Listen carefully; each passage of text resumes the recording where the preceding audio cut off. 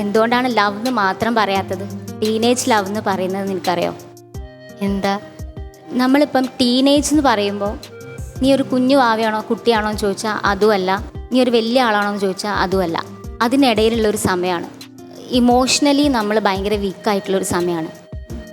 അപ്പം ആ സമയത്തുണ്ടാവും ഒരുപാട് കാര്യങ്ങൾ നിനക്ക് തോന്നും ഞാൻ ചിന്തിക്കുന്നതും പ്രവർത്തിക്കുന്നതൊക്കെ കറക്റ്റാണെന്ന് തോന്നും.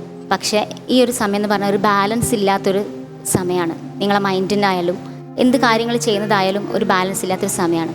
ഈ സമയത്ത് നമുക്ക് ഇൻഫാക്ച്വേഷൻസ്, അട്രാക്ഷൻസ്, അങ്ങനെ പലതും ഉണ്ടാവും. അതൊക്കെ നാച്ചുറലാണ്. അതിനൊന്നും ഒരു കുഴപ്പമില്ല. അതൊന്നും തെറ്റുമല്ല. അപ്പോൾ ഇത് ടീനേജിലാവുമ്പോഴാണ് അത് നിനക്ക് ഡിസ്റ്റിങ്വിഷ് ചെയ്യാൻ പറ്റില്ല. നീ എന്നോട് ഒരുപാട് കാര്യങ്ങൾ ഷെയർ ചെയ്യാറുണ്ട്.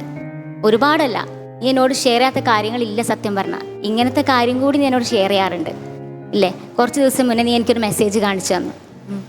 എന്തായിരുന്നു മെസ്സേജ്?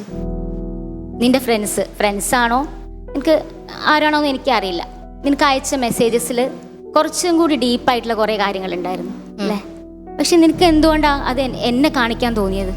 ബിക്കോസ് അമ്മ എങ്ങനെ റിയാക്ട് ചെയ്യുന്ന എനിക്ക് അറിയുന്നതിനെ കൊണ്ട് ആണ്. അപ്പോൾ അത്രയേ ഉള്ളൂ.